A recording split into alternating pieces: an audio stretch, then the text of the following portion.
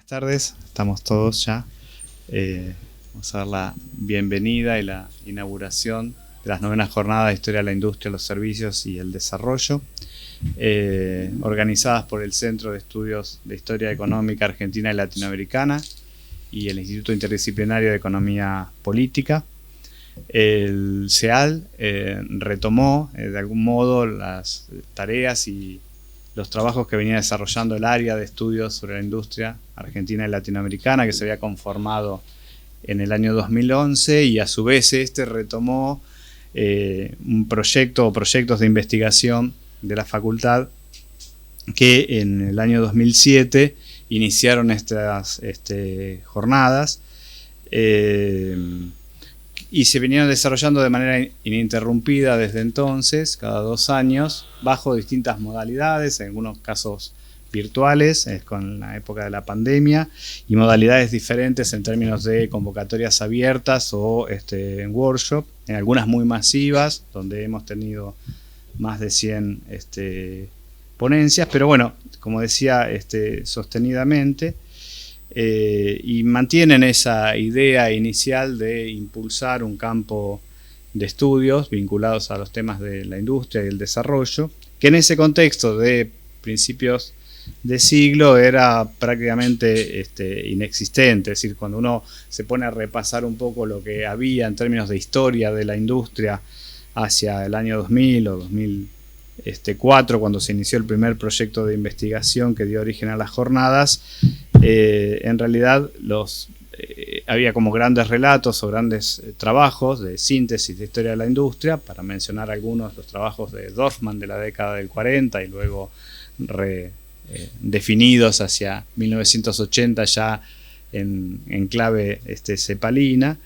Los trabajos de Díaz Alejandro, los trabajos de Eduardo Jorge a comienzos de los años 70, los trabajos de Katz y de Kosakov, también con una perspectiva histórica a mediados de los 80, fines de los años 80, trabajo de Ferrer sobre la industria a principios de los 90, y el trabajo de Jorge Schwarzer de 1996, de la industria que supimos conseguir, ¿no? Entonces, esos serían como los grandes trabajos que existían o grandes estudios sobre la industria. Después sí había algunas investigaciones más acotadas, pero en términos generales la historiografía económica se había centrado más en los estudios sobre el agro, ¿no? Y quizás hubo a partir de entonces, del cambio de siglo, una renovación importante de los estudios sobre la industria, quizás motivado en parte por la pérdida de peso, de significación del sector industrial en el marco de una consolidada leyenda negra, ¿no?, que planteaba respecto a lo que había sucedido sobre todo durante la etapa de sustitución de importaciones antes de la década del 70 o de los años 80, ¿no? Y hoy nos encontramos más de 15 años después con un campo muy transformado, digamos, yo diría claramente consolidado, con numerosas investigaciones sobre el sector industrial en distintos planos, ¿no? Mucho tiene que ver en parte con la renovación de la sociología económica, con la renovación de los estudios de historia de empresas, pero con nuevas aristas, nuevas investigaciones, que llama bastante la atención en el espacio latinoamericano. Es decir, no hay una renovación tan fuerte o tal gran cantidad de estudios sobre la industria en el espacio latinoamericano. Y yo creo que en ese sentido las jornadas son, junto con la revista H Industria, que surgen en paralelo, como proyectos que van bastante de la mano, son claramente hoy una referencia en el plano de los estudios sobre la industria en la Argentina y también en el espacio latinoamericano. Y diría más que hoy no solo tienen esta perspectiva de historia, sino que cada vez más están vinculándose a la problemática del desarrollo, ¿no? Y de algún modo los trabajos que se están recibiendo en las últimas jornadas de historia de la industria reflejan ese cambio, digamos, de contenidos, donde cada vez más se discuten problemáticas vinculadas al desarrollo y también lo refleja la revista H Industria, de tal forma que tanto el título de las jornadas como el de la revista ha incluido ahora también el término, digamos, polisémico de el desarrollo. En esta oportunidad tenemos unas jornadas también bastante masivas, con más de 80 ponencias, con una modalidad híbrida, donde hay mesas virtuales y mesas presenciales, y donde están las mesas tradicionales, las jornadas vinculadas a sectores, vinculadas a políticas públicas, vinculadas a infraestructura, a grupos económicos y empresas, a procesos de trabajo, la mesa sobre organizaciones empresarias, sobre cámaras, etcétera, y una mesa sobre investigaciones macroeconómicas, y también hay una serie de mesas especiales, una sobre género e industria, que tuvo desarrollo hasta hace un poquito, una mesa de historia regional de las industrias, que se suma a la tradicional mesa de historia regional, que va a tener lugar el viernes, tanto por la mañana como por la tarde. Hay una serie de mesas especiales vinculadas a libros y trabajos colectivos que viene desarrollando el centro. Mañana al mediodía se va a presentar el libro Las palabras se las lleva el viento, las palabras se las lleva el viento, lo escrito queda, sobre las revistas de economía durante el proceso de profesionalización del campo en la década del 50 y los años 60, y después a la tarde, también mañana, se va a presentar un libro colectivo donde han trabajado los miembros del centro sobre historia de la industria en la provincia de Buenos Aires, y el viernes va a haber un documental sobre Petroquímica General Mosconi, donde va a hablar el director, y también va a hablar Juan Odicio, que escribió un libro de reciente publicación sobre la petroquímica, que es parte de su tesis doctoral y que sirvió de base también para el desarrollo de ese documental. Y finalmente va a estar la mesa de cierre el viernes. Siempre tomamos alguna fecha en particular que nos permita tener la excusa para discutir o armar una mesa especial. En este caso es 1983, así que hay una referencia a los 40 años de democracia y la discusión sobre la problemática del desarrollo económico argentino. Y un poco también en términos de perspectivas hacia futuro. Y luego está esta mesa, ¿no?, sobre también los 50 años de 1973 y sobre los cambios que se produjeron a partir de la crisis del petróleo en una perspectiva de largo plazo. Así que simplemente eso es un poco la agenda, es un poco la propuesta de estas jornadas. Quisiera agradecer en particular a la vicedirectora del centro, Luciana Gil, y al coordinador del centro, a Mario Racanelo, que se han hecho cargo, junto con algunos otros miembros del centro, de la organización de estas jornadas, y bueno, dar las palabras finalmente de apertura e inicio de la actividad. Vamos a tener ahora entonces la mesa, como les decía, referida o titulada a medio siglo de la crisis internacional del petróleo, shocks y transformaciones de largo alcance en la economía, y para eso hemos invitado a estos destacados especialistas, destacados invitados que nos acompañan. Los voy a presentar someramente porque en general ustedes ya los conocen, pero tenemos aquí al licenciado Carlos Leiva, licenciado en Economía Política de la Universidad de Buenos Aires, de esta casa, profesor emérito de la Universidad de Buenos Aires. También ha realizado un posgrado en econometría en Bélgica. Es director titular de la maestría del Mercosur. Y ha sido subsecretario de Economía en 1973-1974, y uno de los redactores o el redactor principal del Plan Trienal para la Reconstrucción y Liberación Nacional durante el tercer gobierno peronista, ¿no? Ya tengo una pregunta, Carlos. ¿El título también lo puso usted? La redacción del plan, bueno, el título es... Lo del trienal también. Por 4 años. Muy bien. Un plan trienal de 4 años, muy bien, tal cual. Al doctor Juan Santarcángelo, licenciado en Economía también de esta casa de estudios, doctor en Economía por la New School University, investigador independiente del CONICET y director del doctorado de Desarrollo Económico de la Universidad Nacional de Quilmes. Y finalmente el doctor Andrés López, doctor en Ciencias Económicas de la Universidad de Buenos Aires, de esta casa, profesor titular de Desarrollo Económico, aquí profesor también en la maestría en Economía, investigador principal del CONICET y director del Instituto Interdisciplinario de Economía Política, que es el instituto que alberga a nuestro centro, impulsa y organiza también estas jornadas. Así que sin más presentaciones, damos inicio a esta mesa de inauguración y le damos la palabra a el profesor Carlos Leiva. Bueno, buenas tardes a todos. Primero, una disculpa por llegar tarde. Honestamente, no tenía la menor idea de que habría tantos jóvenes dispuestos a escuchar temas de historia, lo cual me produce una enorme satisfacción, porque realmente quizás para ustedes sea habitual, pero para mí es realmente sorprendente. Los felicito por la convocatoria. Pensé que era una reunión de un grupo de personas nada más y bueno, podía haber hecho un esfuerzo mayor por llegar más temprano. En segundo lugar, agradecerle a Mario acá que es quien me ha contactado, a Marcelo y a las personas que han organizado este seminario para invitarme.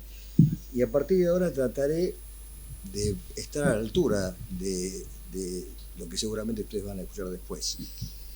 Yo sí lo que puedo marcar como un hecho notable y destacado que ustedes deberían tener en cuenta, que quien está sentado aquí ha vivido la mitad de la historia de Argentina contando desde la organización nacional, lo cual prácticamente están hablando con un pedazo de la historia. Hay que decir que uno tiene la mitad de la historia argentina desde la organización nacional vivida. O sea que yo no soy un historiador, sino un tipo que ha vivido la historia, lo cual me hace diferente. Particularmente para mí es muy importante porque un libro que seguramente algunos de ustedes han de haber leído, viejo, de Carlos Ibarguren, un argentino nacionalista, conservador, peronista en su momento, escribió un libro que se llama La historia que he vivido. Y desde aquel entonces para mí, y así me ha enseñado continuamente mi experiencia, es que la historia leída, que es la que generalmente vemos, es una, y la historia vivida es otra. Entonces yo les voy a contar un poco, al menos en lo que a mí respecta, cómo fue esa historia que se llama el momento de la crisis del petróleo.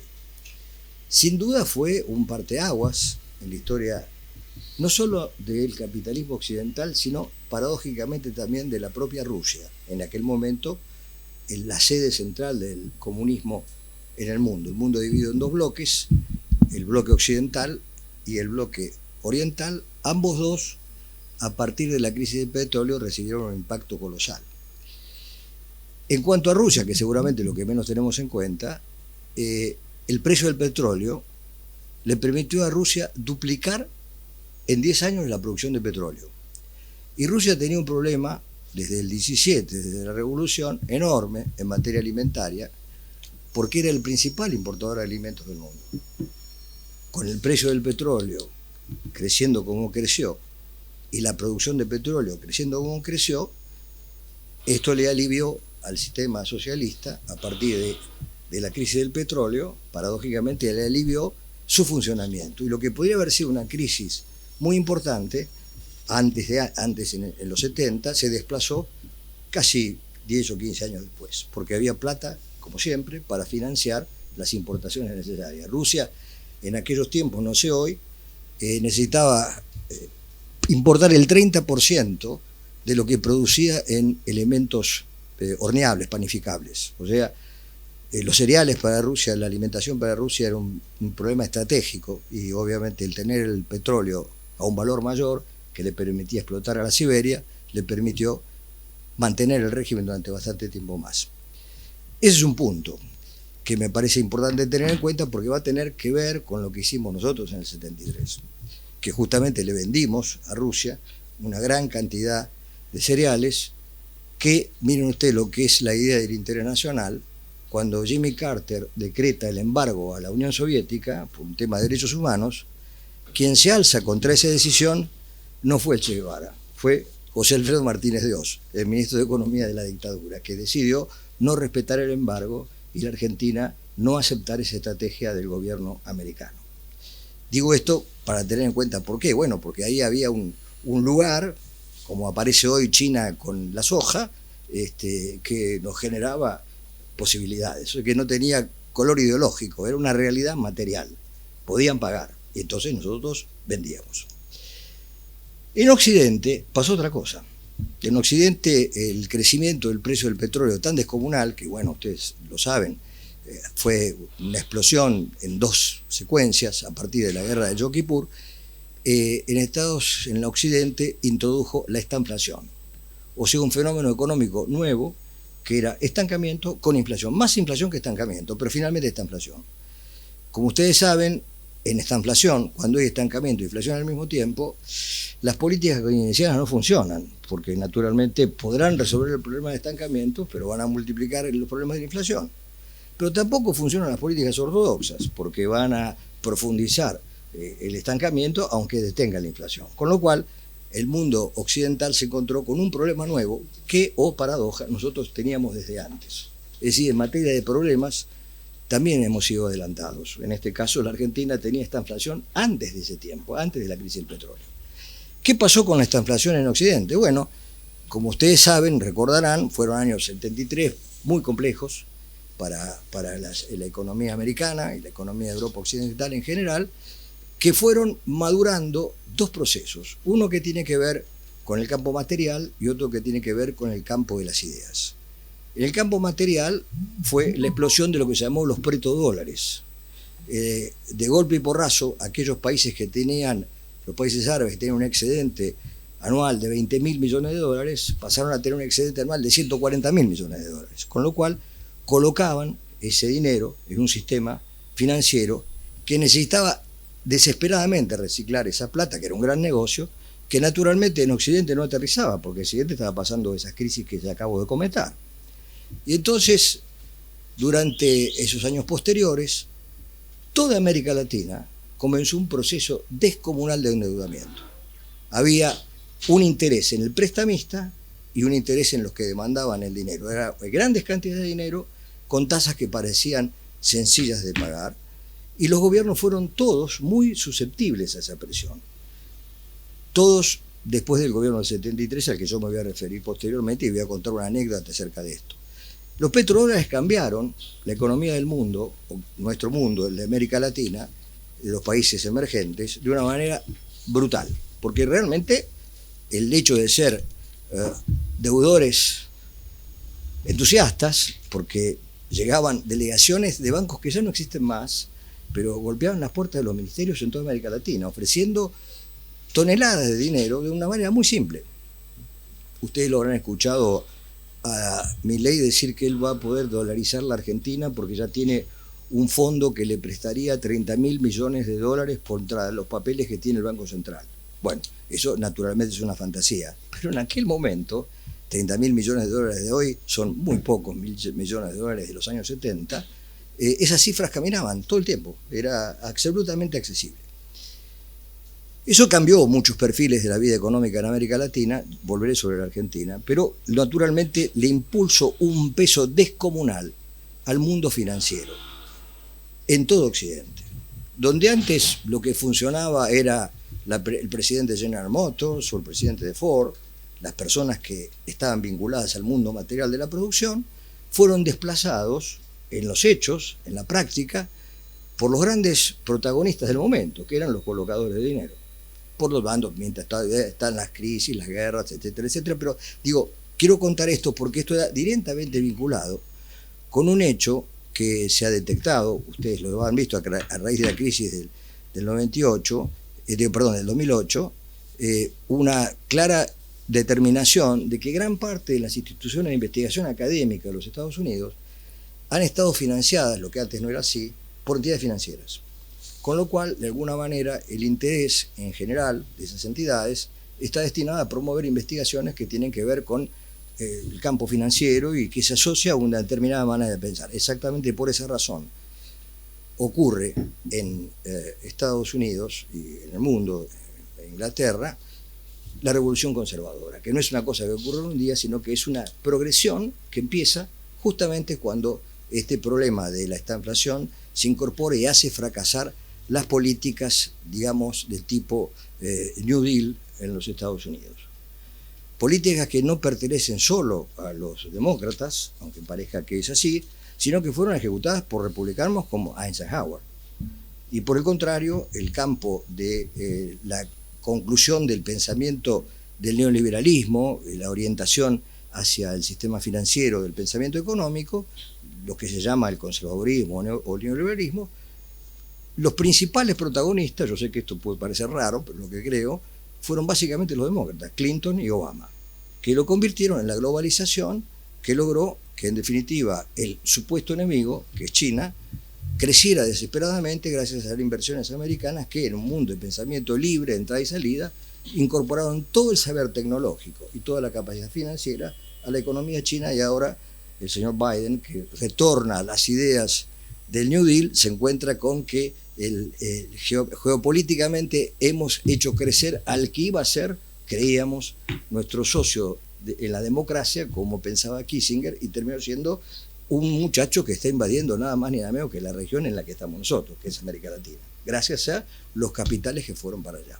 Esto es una digresión, pero empieza todo a partir de ese momento que generó esta inflación y el cambio de la concepción de la vida económica en los Estados Unidos. Concepción que está retornando, porque hubo New Deal, neoliberalismo, y hoy por hoy Biden es un adalid del retorno al New Deal en la economía americana, con leyes que serían escandalosas si ustedes se las plantearan a los candidatos de todos los sectores en la vida argentina. Por ejemplo, Estados Unidos está interesado en producir baterías a base de litio y el gobierno americano ofrece a quien invierta $1.000 millones en una fábrica de baterías de litio, le otorga otros 1.000 millones de subsidios para que continúe su negocio, con lo cual baja la tasa de retorno necesaria a la mitad.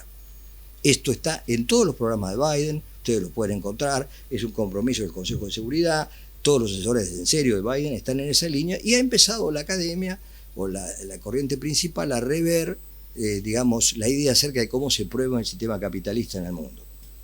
Además está decir, se me escapa, pero que yo tengo una enorme simpatía por esa visión del mundo. Bien, estoy contando que se terminó una etapa que por la crisis del petróleo, nació esta nueva visión del mundo en Occidente, conté lo que pasó en Oriente, y ahora volvería a la Argentina.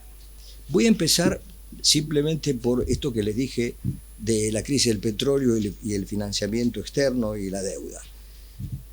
Hacia enero del 74 apareció en la Argentina, de la mano de la hermana del generalísimo Franco, que todavía era el presidente de España, Pilar Franco, muy amiga de Isabel Perón, la mujer de Perón, un señor que le ofrecía a la Argentina un crédito de $3.000 millones. Era, digamos, una presión impresionante para que la Argentina se endeudara en aquellos tiempos en $3.000 millones. Quiero decir, la Argentina en esa época, digamos hacia el mes de enero, seguramente tenía aproximadamente 1.500, 1.600 millones de dólares de reservas líquidas y importaciones por $3.000 millones. Teníamos 6 meses de importaciones en la Reserva del Banco Central. Entonces el tipo ofrecía $3.000 millones, que es el doble de nuestras reservas. Por supuesto, la decisión del gobierno era no endeudarse con este grupo de árabes, y fue una reunión en el Fondo Monetario, y cuento la anécdota, un gallego que era el que promovía este negocio, yo estaba en Roma en la reunión del fondo, me llama y me decía que le contestase, y me decía, Leiva, la plata quema, porque ellos querían colocar la plata de cualquier manera. Este es el clima, si habían visto que la Argentina era un país potable para colocar dinero, y nos ofrecían esa cifra de un grupo de árabes para colocar, gracias a esta relación que tenía la hermana de Franco con inversores árabes, vaya a saber. Bueno, de paso les conté un dato importante, ¿no? ¿Cuáles eran las reservas de la economía argentina, por ejemplo, en junio de 1974, cuando muere Perón? En junio del 74 eran exactamente 1.860 millones de dólares. La mitad de nuestras importaciones, 6 meses. En el mes de junio de ese año, el Fondo Monetario Internacional, esto les va a sorprender, declaró a la moneda argentina moneda elegible, como lo había hecho también en 1968. El peso argentino era una moneda elegible para el Fondo Monetario en el año 1974. Supongo que lo sorprenderá, porque Marcelo habló de la palabra leyenda negra, y efectivamente hay una leyenda negra sobre lo que ocurrió. Tuvimos la crisis del petróleo, pero desde el punto de vista de los precios, si bien podría habernos afectado notablemente, no nos afectó, porque hicimos un manejo profesional. Hicimos un manejo profesional porque, para sorpresa de todos ustedes, el gobierno de la democracia, luego de un gobierno militar, no tocó uno solo de los funcionarios de carrera del Ministerio de Economía ni del Banco Central. Ni uno. Ni uno solo. Todos los directores nacionales siguieron siendo los mismos. Había una concepción beberiana de la administración. El tipo de puertos, no importa si es radical, peronista o socialista, lo que importa es que sepa de puertos, obviamente. Y esa concepción era la concepción dominante. Esto es muy importante que lo tengan en cuenta, porque ese gobierno tiene que ser analizado en función de ciertas realidades materiales. La primera es esa. Era un gobierno que asumía la profesionalidad. El elenco, llamémosle político, seríamos 5 o 6 personas, no más. El resto eran todos funcionarios de carrera, absolutamente todos. Esto suena raro, pero el que fue el manager material del CONADE, que era Héctor Valle, que venía del gobierno militar, siguió siendo el manager del CONADE, Héctor Valle, exactamente igual. No hubo cambio ninguno para hacer el plan trienal. Esto es algo que tiene que tener en cuenta porque es una de las grandes desgracias de la Argentina, la invasión política de los cargos técnicos, el dominio de la idea de la confianza y la amistad. En la Argentina se nombran funcionarios en función de la confianza y no de la experiencia. Y naturalmente eso explica por qué se pueden tardar 9 años para poner un caño de gas, porque no hay la capacidad técnica para advertir de la necesidad de los hechos y de cómo los hechos se hacen. Bien, yo dije que a la Argentina no lo afectó de una manera muy notable, salvo que cosas que pudimos sortear. Por ejemplo, nosotros exportamos el 60% de nuestras carnes en aquellos años al mercado común europeo. Y el mercado común europeo suspendió la compra de carne argentina. Por supuesto fue un golpe, pero no nos afectó demasiado, porque ya la Argentina, no por lo que hizo ese gobierno, sino porque venía de atrás, ya tenía un gran proceso de progreso de exportaciones no tradicionales, como se llamaban entonces, que eran exportaciones industriales. Se sorprenderían ustedes si yo les digo que en 1972, durante la presidencia de Alonso, la dictadura militar, la Argentina, la fábrica Fiat Concord de Córdoba, exportó 10.000 motores Fiat 128 íntegramente argentinos a Europa. La Argentina exportaba automóviles en la década y producía el 90% de las partes que componen un automóvil. De las exportaciones no tradicionales, componían el 30% de las exportaciones y crecían una tasa del 10% anual. No por obra de este gobierno, sino por una época. La Argentina, él mencionó un trabajo de Katsi-Kosakov, que es muy elocuente al respecto, podía resistir esa presión, a pesar de que teníamos realmente un bajísimo nivel de inversiones en materia petrolera, porque la Argentina producía el 80% del petróleo que consumía. El 80% del petróleo que consumía. Nosotros estábamos jugados a la química del gas, porque en aquel entonces, sin tener la idea de la existencia de Vaca Muerta, suponíamos que la Argentina, esos los informes del Estado de aquella época, era un océano de gas, y tratamos de llevar a cabo con Montecatini y Edison un programa de transformación del gas en fertilizantes y todos los productos que se pueden utilizar a partir de esa fecha. ¿Por qué? Porque había una visión en que la Argentina tenía un presente industrial, dado que obviamente, si bien es cierto que los precios internacionales habían aumentado dramáticamente después de la crisis del petróleo, yo recuerdo planillas de algunos insumos que habían tenido aumentos de 800%, pero claro, era un producto en una larga lista Y el impacto en la Argentina del precio estaba dado por el valor del petróleo, 20% solamente, que es lo que consumías, y YPF producía el resto de la energía, estaba en manos del Estado. Y ese 20%, y cuando ustedes miran la conformación del índice de precios mayoristas, bienes importados, bienes nacionales, se van a dar cuenta que el impacto de los bienes importados fue bastante pequeño, porque no era una economía con enorme cantidad de importaciones para producir industria que tiene la presente economía. Era una economía de pleno empleo, la mayor parte de ella registrado, sin pobreza, pleno empleo, sin pobreza y con industria. Ustedes dirán, bueno, pero ¿qué pasó? Porque naturalmente no cabe duda que uno puede decir, acá hay alteraciones estadísticas, usted está equivocado. Bueno, yo les puedo leer, por eso traje el libro, simplemente, lo que dice el Fondo Monetario Internacional de la Argentina en el año 1974, el informe del artículo 8º.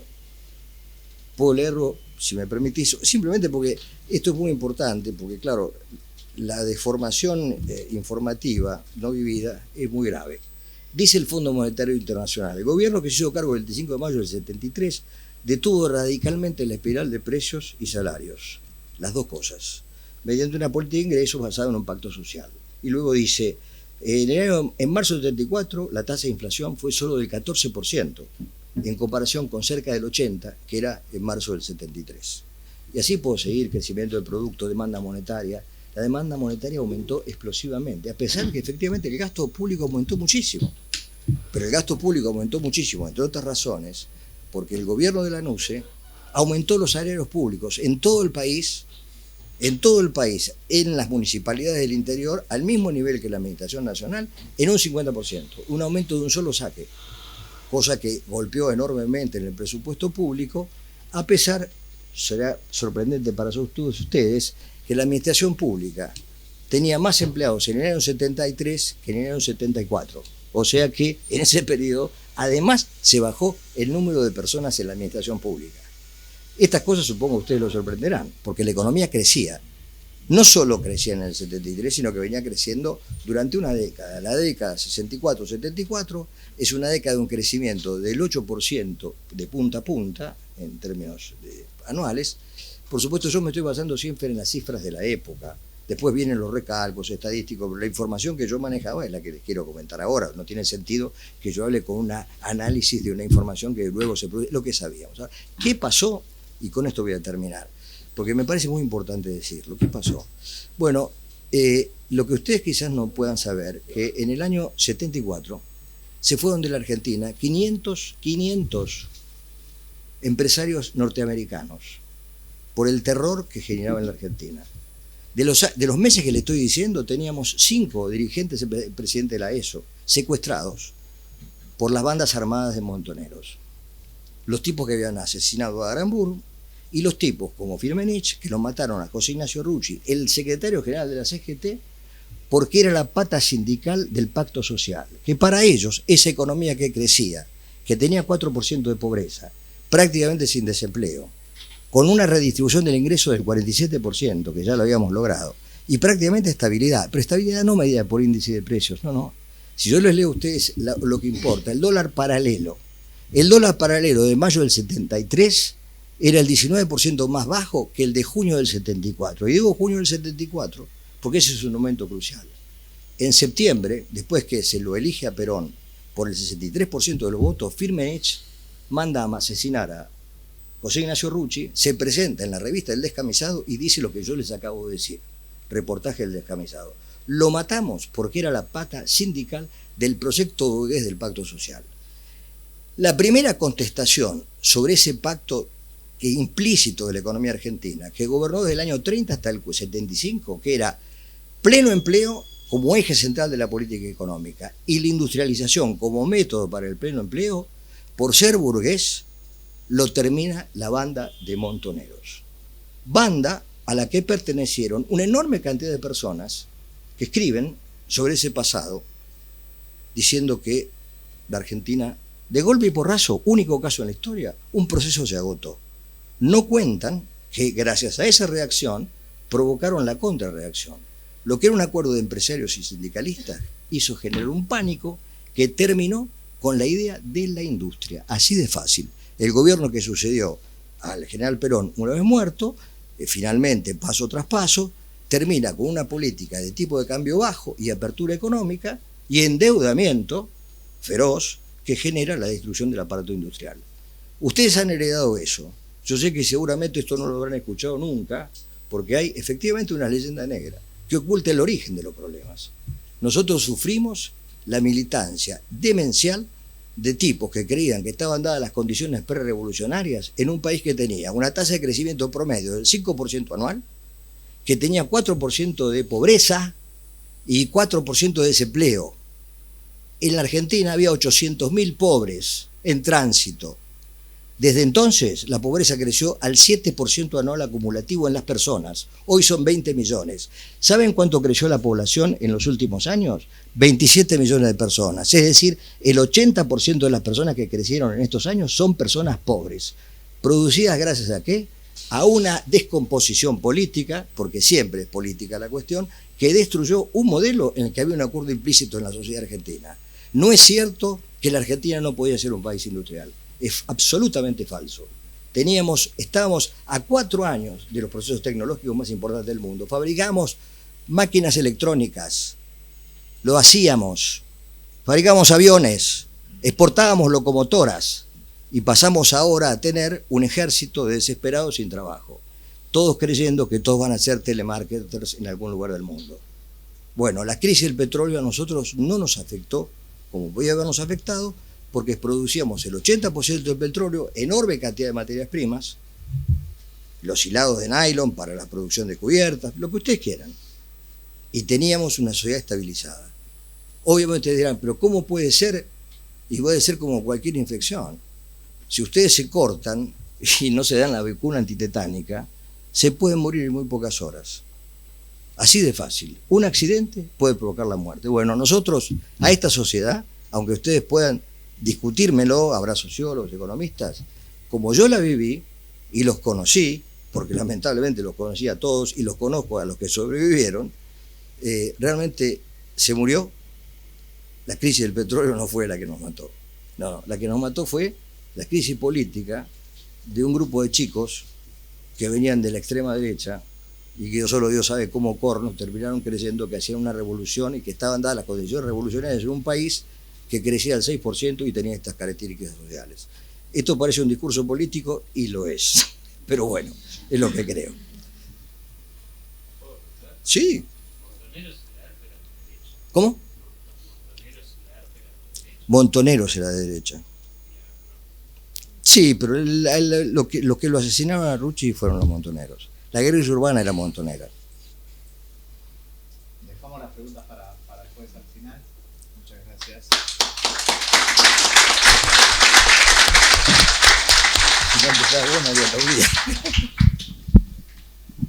Gracias, Carlos. Bueno, le damos la palabra al profesor Juan Santarcángelo. Bueno, hola, ¿qué tal? Buenas tardes. Primero quiero agradecer la invitación a los organizadores de la jornada, a Mario, a Luciana, a Marcelo. Es un enorme gusto estar de vuelta acá en la Universidad de Buenos Aires, de la que egresé hace unos cuantos años ya. Bueno, yo lo que voy a presentar es una charla para pensar las transformaciones de largo alcance y su impacto en el sur global, ¿sí? En particular en América Latina en general y más en particular en Argentina. Lo voy a hacer tomando 3 grandes ejes. El primero de los ejes es mirando un poco las transformaciones globales, el segundo es mirando un poco la relación capital-trabajo y el tercero es analizando las cuestiones y el impacto que estos procesos fueron teniendo sobre el desarrollo económico. Es decir, sobre los objetivos del desarrollo, sobre las formas de pensarlo y sobre las estrategias de desarrollo que se fueron aplicando. Y las 3 etapas que voy a mirar tienen que ver con, me voy a ir un poquitito antes de los años 70, del 73 en particular, que estamos tomando a los 50 años, el primer shock petrolero. Lo que voy a hacer es ir un poquito antes, voy a tomar desde finales de la Segunda Guerra Mundial, que además es el momento en el que empieza el desarrollo económico como disciplina. Entonces, la primera etapa, que voy a pasar muy brevemente, todas, va a cubrir desde finales de la Segunda Guerra Mundial hasta comienzo de los años 70, la segunda etapa de comienzo de los años 70 hasta fines del siglo XX, y la tercera etapa voy a tomar desde comienzo del siglo XXI hasta la actualidad. Y esa etapa la voy a dividir en dos partes también.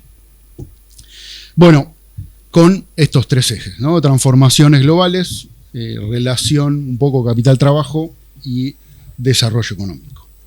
Bueno, en la primera etapa comienza con el final de la posguerra, de la Segunda Guerra Mundial. Es la etapa que se conoce como la Edad de Oro del capitalismo y está caracterizada por diversos procesos que voy a ir enumerando. La primera es que la mayoría de los países, sobre todo los centrales, los que habían participado de la guerra, están abocados al proceso de reconstrucción de la guerra. Y en ese marco hay una suerte de generación de varias instituciones que después van a tener mucha importancia. Empieza con la conferencia monetaria y financiera de Bretton Woods en el 44, donde se define de alguna manera Estados Unidos y Inglaterra definen la política financiera que iban a aplicar con el resto del mundo. En ese marco, ahí se crean el Fondo Monetario Internacional, el Banco Internacional de Reconstrucción y Fomento, el BIRF, que después va a devenir en el Banco Mundial, las Naciones Unidas, un año más tarde, en el 45, la CEPAL, en el 49-50. Es el contexto en el que Estados Unidos tiene un rol muy importante como gran ganador de la Segunda Guerra, con el Plan Marshall, que se empieza a aplicar en el 48. Y en términos generales, la mayoría de los países del mundo aplican políticas de fuerte intervención del Estado. Es decir, el Estado es un actor central de los procesos económicos, conduce las dinámicas de acumulación de todos los países.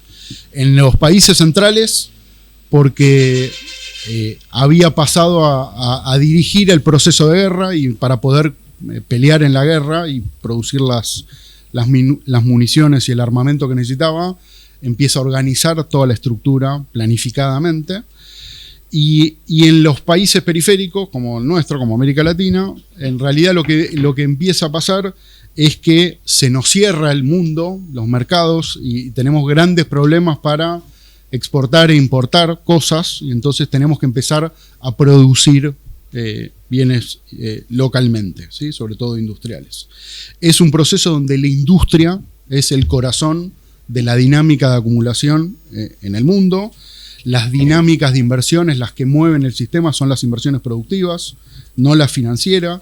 El sector financiero de alguna manera está subordinado al sector productivo, sirve básicamente para darle crédito para que se estimule el desarrollo del sector productivo, y es un proceso que se lo conoce como la Edad de Oro porque hay enormes mejoras distributivas y sociales, crecimiento del salario, mejora la participación de los trabajadores en la distribución del ingreso. Además hay cambios profundos en las matrículas universitarias, fuerte ascenso sociales, cambia la educación, hay acceso a la salud, etc. Es un periodo como nunca volvió a existir en la historia del capitalismo, ¿sí? Y se da en un contexto donde también tenemos la Guerra Fría, donde hay dos grandes bloques de poder, Estados Unidos y Rusia, la Unión Soviética por el otro lado. Y en este contexto, Estados Unidos, con el Plan Marshall, empieza a estimular la recuperación económica de Japón y Alemania, dándole un montón de facilidades para que se desarrollen, entre otras, por ejemplo, donándoles buena parte de los préstamos que fueron vía el Plan Marshall, para que después estos países pudieran tener los recursos para demandar los productos hechos en Estados Unidos.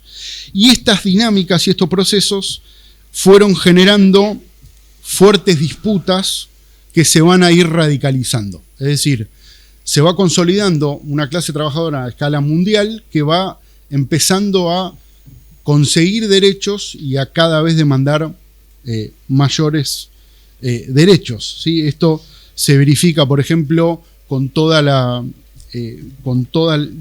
los movimientos en contra de la guerra de Vietnam, por ejemplo, que duran desde el 55 hasta el 75, con el movimiento de los derechos civiles en Estados Unidos, con Martin Luther King, con Malcolm X, con los mayos franceses en el 68 y con todas las revueltas a nivel mundial en los años 68. Y entonces en este marco la relación capital-trabajo se va tensionando. Se va tensionando porque en realidad lo que viene pasando es que el trabajo viene ganando crecientemente porcentajes mayores de la tasa de ganancia, ¿sí? Su participación en la ganancia. Por ejemplo, hay un montón de historia y de libros escritos sobre este proceso, pero para ejemplificar, por ejemplo, en Estados Unidos, la tasa de ganancia promedio en el 45, promedio de la economía, era del entorno del 17%, a comienzos de los 70 es del 7%, empieza a bajar. Y va a pasar algo en los años 70 que va a modificar eso. Pero bueno. En términos del desarrollo económico, es un periodo, después de la Segunda Guerra Mundial, donde empieza el desarrollo como disciplina económica, y hay como dos grandes grupos de teorías. Las teorías que son más puntuales, que en realidad explican los problemas del desarrollo por problemas de crecimiento balanceado, de lograr el crecimiento balanceado, Ragnar Nursky, por ejemplo, o en realidad dicen, no, lo que hay que hacer es lograr el crecimiento desbalanceado con Hirschman, o el gran empujón con Rosenstein-Rodin. En realidad el proceso de desarrollo requiere de un gran empujón, un gran salto en la economía articulado en diversos sectores que lleve la economía hacia otro lado. O las etapas del crecimiento económico de Rostow, que es el típico modelo neoclásico que perdura hasta la actualidad, y los que cursan desarrollo económico probablemente se lo crucen, donde hay 5 etapas de desarrollo. El desarrollo es lineal y esas etapas van de la sociedad precapitalista a la edad de consumo masivo. Y estos enfoques más puntuales, como les decía, se van transformando en enfoques más sistémicos, ¿sí? A medida que se va transformando el proceso de recuperación económico y consolidando ciertos derechos y cierto lugar que va teniendo la clase trabajadora en la economía y en la dinámica de acumulación, empiezan a surgir ciertos enfoques más sistémicos que en realidad, para explicar el desarrollo, no solo miran al país individualmente. Por ejemplo, para pensar Argentina, no solo miran a Argentina, sino que empiezan a mirar el rol de Argentina en el mundo, ¿sí? en una cuestión más sistémica. Y ahí surgen enfoques como el estructuralismo latinoamericano, de la mano de Raúl Prebisch, el economista argentino, y de la CEPAL, que lo que hace es desarrollar un enfoque que divide al mundo entre países del centro y países de la periferia, y sostiene que la relación que se establece entre estos grupos de países consolida los lugares de cada uno en el centro y en la periferia. O la teoría de la dependencia, que en realidad es una crítica por izquierda al estructuralismo latinoamericano, donde creen que es imposible que la periferia se vuelva centro, entonces lo que hay que hacer es salirse del capitalismo y hacer la revolución. O teorías como el imperialismo, que eran un poco más viejas, pero que en este marco de los años 50, a partir de los años 50 y 60 y hasta comienzo de los 70, tienen mucha vigencia, donde analizan el proceso de concentración y centralización de capital, las colonias y demás cuestiones.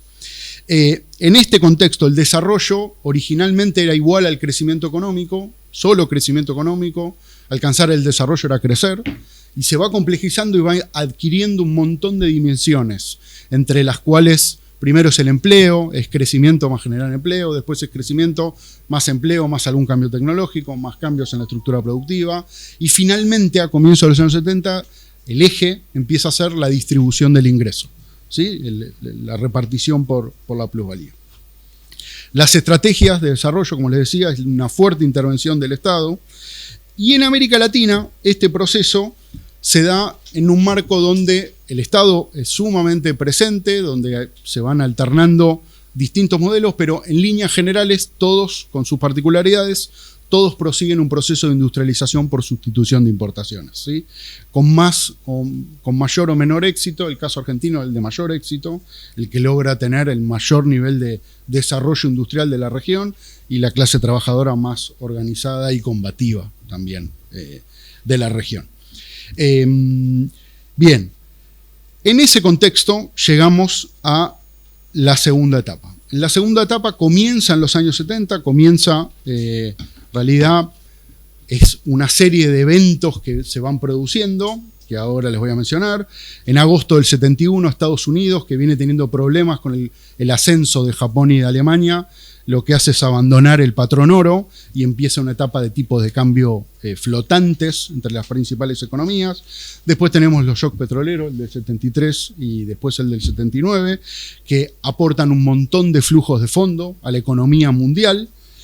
Y a eso hay que sumarle la seguidilla de ataques especulativos y desequilibrios financieros que generan que a partir del 73 la forma en que funcionaba el sistema financiero empiece a cambiarse a nivel global, ¿sí? Por ejemplo, antes de este proceso de liberalización financiera que va a comenzar y va a terminar cuando Estados Unidos decide nombrar a Paul Volcker al frente de la Reserva Federal y aumenta las tasas de interés. En ese momento, que muchos lo nombran a ese punto como el proceso de liberalización financiera, lo que empieza a pasar es que hay una enorme transformación del sector financiero y del lugar que el sector financiero va a tener en la dinámica de funcionamiento del capitalismo de todas las economías. Hasta ese momento, por ejemplo, la mayoría de los países del mundo tenían controles de capital, todos.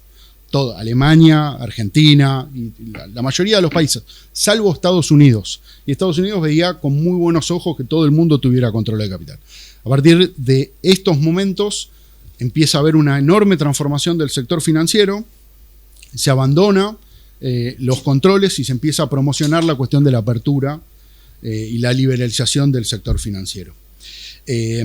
Como decía Carlos, se produce el proceso de estanflación en las economías centrales, el fin de la Edad de Oro. Esto genera una crisis en el paradigma económico, tanto la teoría keynesiana que dominaba el diseño de política económica en ese contexto, como la teoría más neoclásica, no tienen, por problemas teóricos de ambos enfoques, no pueden explicar simultáneamente el fenómeno de alta inflación con alto desempleo de la estanflación, y en esa disputa se impone el neoliberalismo, ¿sí? Y se da también con un cambio político. Es un proceso que en términos históricos se lo considera el paso del fordismo al postfordismo, de la sociedad industrial a la sociedad postindustrial, y es un proceso de creciente hegemonía financiera, donde los mercados, actores e instituciones financieros crecientemente empiezan a tener un lugar cada vez más importante.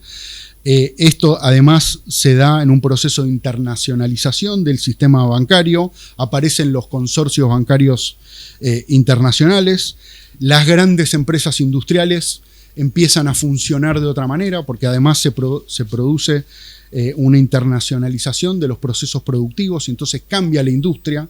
Antes las grandes multinacionales que por ejemplo venían a operar acá en la Argentina, Ford, y hacía los autos exactamente igual a como los hacía en Estados Unidos, en su planta de Estados Unidos, pero con tecnología más vieja, lo que empieza a hacer es modificar, y a partir de la capacidad de deslocalizar la producción, empieza a hacer los distintos componentes en distintos lados geográficos donde le conviene, por costos, etcétera, y después en algún país junta todas las partes de los autos y ensambla y los vende.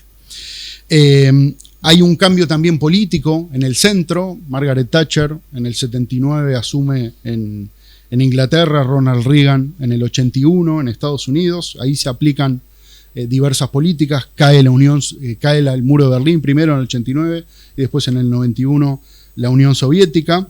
Y en este contexto, los ejes de desarrollo, la mirada sobre el proceso de desarrollo, también se transforma profundamente. Pasa de estar centrada en lograr crecimiento, empleo, mejoras productivas, desarrollo de tecnología y distribución del ingreso, a estar centrada en resolver distintos problemas, en lograr mantener equilibrios internos y externos, en tener unas cuentas fiscales sanas, un montón de cosas que volvemos a escuchar lamentablemente, en controlar la inflación, en lograr juntar los recursos para pagar las deudas, etc. El foco deja de estar en problemas más de largo plazo para estar más en coyunturas puntuales y específicas. Y en ese contexto también surgen un montón de teorías nuevas, ¿sí?, vinculadas a este proceso. Este proceso, como les decía, va de los 70 hasta fines del siglo XX, más o menos. Surgen teorías del capital humano, donde no solo importa el capital productivo, industrial, que era el único que importaba antes, sino que también importa el capital humano, la gente.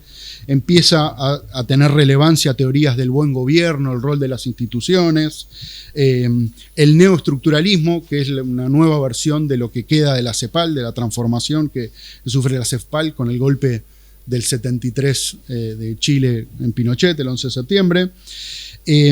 Y paulatinamente todo este proceso va derivando, va centrándose en un nuevo concepto que hoy todos habrán escuchado un montón, que es la idea de la globalización, ¿no?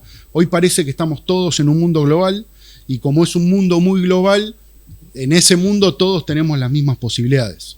Cuando antes, un par de décadas antes, en la propia definición de cómo se pensaba el problema, se lo pensaba de manera distinta.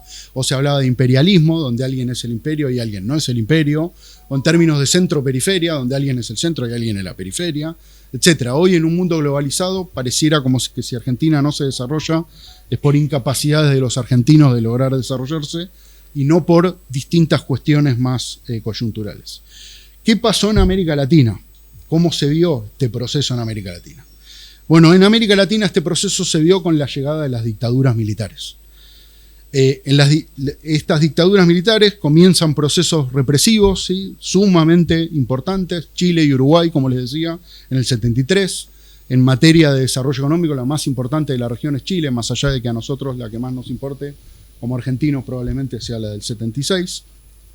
Y empieza un enorme proceso de represión y de retroceso, donde Estados Unidos juega un papel clave, apoyando muchas de las dictaduras, con la Escuela de las Américas y demás cuestiones. Y en términos generales se abandona el proceso de industrialización y empieza a ganar hegemonía el sector financiero, ¿sí? El sector financiero se transforma vía varias modificaciones, la Ley de Entidades Financieras del 77 de la dictadura, que es un conjunto de normas que modifican al sector financiero y que sigue vigente hasta la actualidad, empieza a modificar. Esto deriva en grandes transformaciones. Tenemos la crisis de la deuda del 82 en toda América Latina, que empieza en México y después se desarrolla. Vuelve la democracia en la mayoría de los países en los años 80. Así todo, no logramos despegar. Los 80 es la década perdida. Y en los 90 se profundiza todo este proceso y todo este modelo neoliberal con transformaciones más profundas, ¿sí?, con transformaciones que van más al hueso, cambios más estructurales, reformas del Estado, privatizaciones, etc. Muchos de los beneficios que había logrado conseguir la clase trabajadora son erradicados. En el caso argentino, la dictadura militar, la distribución del ingreso antes de la dictadura, con el final del peronismo, alcanza el 47%, después está en el 45%, en un año baja al 22% la distribución, por supuesto con 30.000 desaparecidos. Y este proceso de exclusión va a ir generando un proceso de profundas crisis económicas y sociales. Y así llegamos a la tercera etapa. En la tercera etapa, que es desde 2000 a la actualidad, y ya me falta poquitito, lo que tenemos es un enorme consenso en toda América Latina del fracaso de las políticas neoliberales. Milei en ese momento no tendría nada que hacer. Hay un enorme deterioro en las condiciones de vida de América Latina, donde surgen nuevas formas de resistencia, ¿sí?, movimientos antiglobalización, economía social y solidaria, muchos intentos de tratar de transformar la economía. Y yo les decía que esta última etapa la dividía en dos partes. Hay una primera parte que va más o menos tomando el caso argentino, vamos a llevarlo hasta el 2015, y después del 2015 para acá. Hasta el 2015 se da un proceso de surgimiento de un montón de gobiernos progresistas en la región, ¿sí?, que no solo es en Argentina con el kirchnerismo, sino que es el PT en Brasil con Lula y Dilma, es Evo Morales en Bolivia, Rafael Correa en Ecuador, Chávez en Venezuela. Es un enorme proceso donde hay un consenso de que fracasó el neoliberalismo y que hay que intentar hacer otra cosa. Y se empieza a eliminar esta idea del Estado mínimo, hay un resurgimiento muy importante del papel del Estado. El eje empieza a ser en el crecimiento y paulatinamente el empleo, la reestructuración de la deuda, ¿no? El caso argentino es el más paradigmático, quitas récord del 76%, el no al ALCA, ¿sí? El enfrentar a Estados Unidos y a su intento de proceso de integración, y se ponen en marcha, con todas las limitaciones del caso que pueden tener, un incipiente proceso de reindustrialización, ¿sí? Muchos de los países, sobre todo acá, la industria crece por primera vez a tasas más altas que el promedio de la economía desde la dictadura, desde el modelo de industrialización. Desde antes del 75, la industria nunca había crecido. Ahí tenemos del 75 hasta el 2003, que la industria nunca crece por encima en promedio, más que la economía agregada, entonces vuelve a ganar participación. En términos del desarrollo, se vuelven a recuperar algunos de los elementos. Primero es el crecimiento, después el empleo, y después, en términos generales, recuperar derechos que había y condiciones de vida y de producción, ¿sí? Y acá también se vuelven a transformar las estrategias sobre cómo conseguir esto, las teorías, surgen las cadenas globales de valor que intentan explicar el proceso de acumulación, el conjunto de actividades involucradas en la producción y cómo este se organiza geográficamente, el proceso de financiarización y los límites que esto tiene, las implicancias que tiene, cómo una empresa industrial empieza, antes de invertir, a ver el retorno financiero y parte de lo que antes invertía productivamente y generaba empleo, demanda, consumo, etcétera, ahora lo invierte financieramente y no tiene todo ese efecto virtuoso. Y las políticas orientadas por misiones de Mazzucato, etcétera. Pero este proceso, a partir del 2015, y en algunos países un cachito antes, vuelve un paso para atrás, ¿sí? Hay un retroceso o una vuelta de ciertos gobiernos neoliberales, también de vuelta en toda la región, Macri en el 2015, Temer en el 2016, después consolidado con Bolsonaro en el 2018, Lenin Moreno en el 2017, Tabaré Vázquez en Uruguay en el 2015, etc. Y empieza a haber una fuerte disputa. Por supuesto, muchos de estos gobiernos deshacen muchas de las políticas que habían hecho los gobiernos anteriores. En nuestro caso, es un claro ejemplo del proceso salvaje de endeudamiento que llevó adelante el macrismo. Y empieza a haber una muy fuerte polarización y disputa, ¿sí? Otra vez Estados Unidos tiene un rol muy clave, como siempre, y se da en un marco donde hay una disputa hegemónica entre Estados Unidos y China. Y en términos de las estrategias, y ya estoy casi terminando, lo que empieza a pasar es que hay una vuelta al Estado mínimo, una vuelta que el Estado no tiene que intervenir, a las políticas de apertura, de desregulación, de liberalización de los mercados, de recurrir al endeudamiento. Y en ese contexto llegamos a hoy.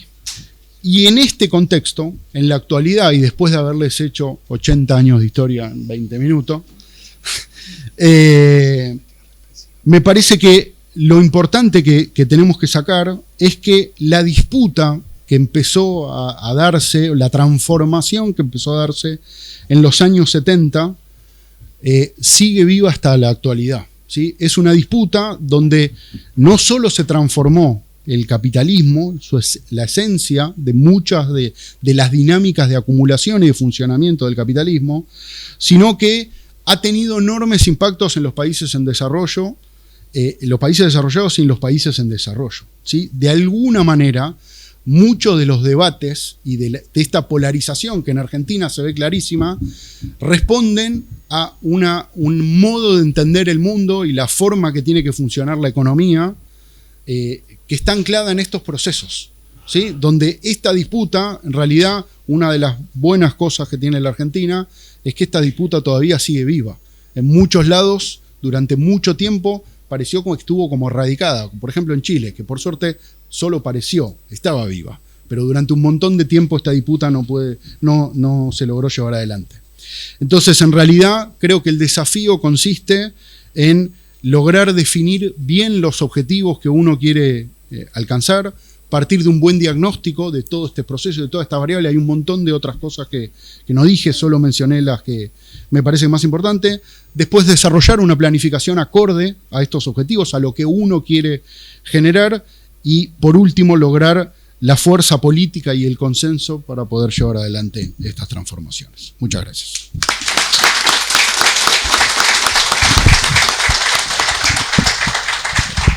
Bueno, muchas gracias, Juan. Gracias. Como ven, hay muchas coincidencias y hay algunos puntos diferentes ya en estas exposiciones. Vamos a escuchar ahora al profesor Andrés López. Sí, bueno. Vos me vas indicando que te voy Dale. pasando. Gracias por la invitación y feliz de, como director del IEP, como mencionó Marcelo, del cual el CEAL es uno de los centros integrantes de la organización de estas jornadas, y gracias por invitarme a la inauguración. Mi presentación, no sé, va a ser un poco ortogonal con lo que escucharon recién por la temática. Después, tal vez si hay tiempo para debatir, creo que efectivamente tenemos visiones diferentes sobre muchos de los temas que se plantearon, pero yo me voy a centrar en un fenómeno del cual creo que nadie lo mencionó, aunque el título de las jornadas dice industria y servicios, ¿no? Y yo voy a hablar sobre los servicios. Y déjeme decirle que los servicios, si querés, siempre fueron el patito feo de la economía, ¿no? Incluso hay gente que interpreta, yo creo que equivocadamente, que cuando Smith, por ejemplo, plantea la teoría del valor trabajo y qué bienes son trabajo productivo, trabajo improductivo, alguna gente plantea que el trabajo productivo es solo el trabajo que genera bienes y el trabajo de servicios es improductivo.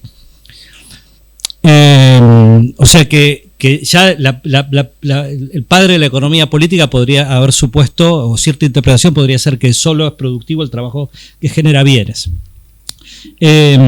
Pero también siempre fueron el patito feo, porque como dijo Marcelo, hay historia del agro, hay historia de la industria, no hay historia de los servicios. En todo caso de la banca, que es un demonio, ¿no? Aparentemente, después podemos discutir de eso, pero ese es en todo caso el único sector que merece atención. Ahora, déjenme decirle que en Argentina el 60% del PIB lo genera los servicios hoy. Si podemos prestarle un poco de atención al tema, y no es un fenómeno argentino, en el mundo desarrollado es mucho más, ¿no? Y todos los países crece el peso de los servicios. Ahora, también fueron el patito feo en la hora de medir el impacto de los servicios. Porque cuando yo mido esto, una botella de agua, y trato de calcular el PBI, yo puedo calcular el costo de esto, y ponerlo del PBI, y asignarle un precio a la botella, y ver si la botella tiene más, menos agua, es más, menos grande. Ahora, yo les digo a ustedes, por ejemplo, ¿cómo se valoriza la atención médica? ¿Cómo se valoriza si la clase que reciben está mejor o peor? ¿Aprendieron más o menos? ¿Cómo se valoriza el hecho de que hoy en los celulares de ustedes tienen un montón de programas que les hacen la vida mucho más fácil, aunque tal vez tengan consecuencias negativas, ¿no? Las redes, etcétera, pero ¿cómo se valoriza eso? Son intangibles, los servicios son intangibles. No sabemos cómo medir lo intangible. No sabemos medir cuánto aporta al bienestar, al crecimiento, porque no los podemos medir con la misma exactitud que con la cual medimos cuánta agua hay en esta botella o cuál es la capacidad de producir de una máquina industrial, o cuántos kilogramos de soja se produce en un determinado año en Argentina. Incluso hasta eso se vio reflejado en que las estadísticas de servicios tienen un nivel de desagregación mucho más bajo que el mundo industrial. Si yo los invito a ver, por ejemplo, las estadísticas de comercio exterior de bienes, tiene un nivel de desagregación altísimo. Yo puedo decir máquinas para hacer papel de 5 miligramos de espesor. Cuando yo pregunto exportaciones de software.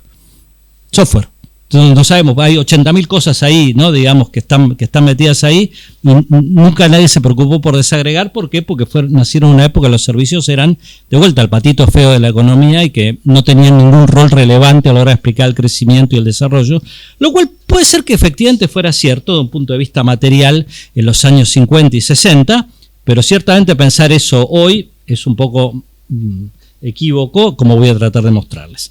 Incluso a veces hasta hay problemas de que hay ciertas actividades de servicios que ni siquiera están categorizadas como tal en las estadísticas. Por ejemplo, el turismo, no el sector turismo. ¿Y ustedes creen que el turismo es importante para la economía? Usted puede decir, bueno, no sé, parece algo banal, ¿no? porque aparte parece que pasarla bien está mal, ¿no? Digamos, pero hay muchos países que viven del turismo, y la Argentina en todo caso le importa o no le importa el turismo, pero el gobierno tuvo que poner $1 especial para el turismo porque parece que a los argentinos les gusta viajar. Entonces, aunque sea, está bueno entender qué pasa ahí. Sin embargo, no tenemos una estadística del sector turismo porque no existe el sector turismo como tal, porque cuando uno va a hacer turismo consume un montón de bienes que están en servicios que están dispersos en un montón de actividades: comercio, hotelería, gastronomía, etcétera, etcétera, entretenimiento. O los videojuegos, tampoco. Y ustedes dirán, los videojuegos de vuelta, banal, entretenimiento. Y no, miren, porque las empresas usan videojuegos para hacer publicidad, usan videojuegos para entrenar a sus trabajadores, se usan videojuegos para enseñar, se usan videojuegos para un montón de fines productivos también. Porque ese es el otro equívoco, que los servicios van por un lado y la producción va por otro. Pero los servicios son servicios para algo, ¿no?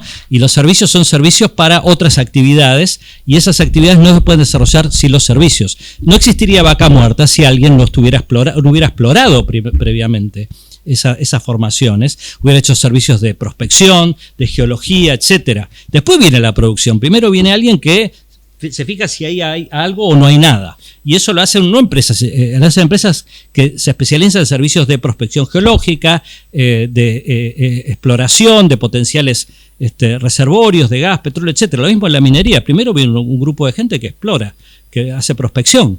Y toda esa gente, de vuelta, es fundamental para que alguien decida poner plata en una mina o no. Pensemos que nos preocupa el medio ambiente. No nos preocupa, por ejemplo, el tema del tratamiento de residuos en las minas, o el problema de contaminación acuática, de fuentes acuáticas, etcétera. En general, hay empresas de servicios que tratan de resolver esos problemas, encontrando mejores tecnologías o modo de disposición final de los residuos, lo cual no significa que luego esas implementaciones no requieran de bienes industriales. Lo que voy es que el mundo primario es muy intensivo en servicios, pero también el mundo industrial.